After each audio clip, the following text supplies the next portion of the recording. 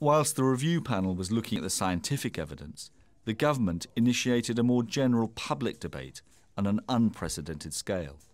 GM Nation. We believed that we should try to construct something that was quite different from conventional consultation, which does actually tend to be a sort of instruction and half-listen exercise, into one in which the government would be fully committed to an open process of discussion and dialogue, and also committed to listening and to taking it into account what they heard when they came to make decision. So that really was quite innovative, and we had no knowledge of anything that had been attempted in the UK before, or even internationally, quite along those lines. There had been public debate. Public debate is going on all the time about these issues, and it was particularly going on about the GM issue out there in society. But we wanted something that was, structured, serious, really gave an opportunity to look at the issues, to discuss the pros and cons, and that government would pay attention to above all else. We tried to do it where people sat around tables and had their own discussion and debate, and eavesdropping on a number of those discussions illustrated to me just how far short normal debate falls of an actual interchange of views, and that forum around a table actually forced people to confront each other's views and actually to confront their own opinions when they were challenged for what was the evidence and what was the justification for what they were arguing. However, there were those who questioned the government's real level of commitment. It was laughable. I thought it was laughable, and everybody else that I knew thought it was. But I mean, it was interesting. If you think this is the way things are put together, it was scary.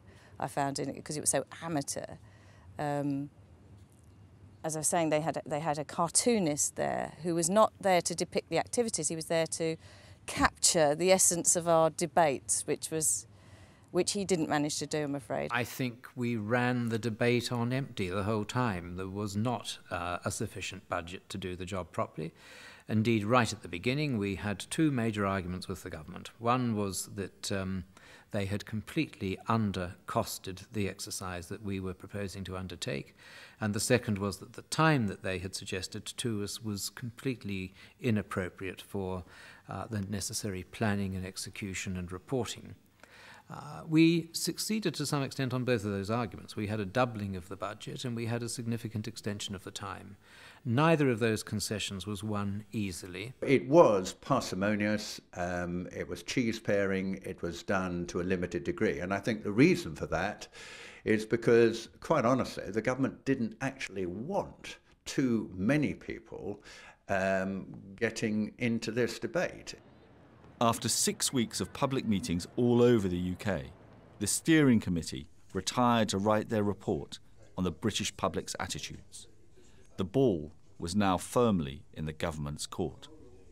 We emphasised very strongly from the beginning it was not a referendum, and we also pressed Margaret Beckett to make a clear statement of what use the government would make of the outcome of the debate. And that was vital because as I went round the countryside trying to encourage people to participate, I had to answer that question. Is this a put-up job by the government purely as a smokescreen? Or will they somehow commit themselves to engage with the outcome? So for the first time that I know of, the government said they would take on board the outcome of the debate and they would respond to it publicly, which they eventually did when they made their policy announcement earlier this year.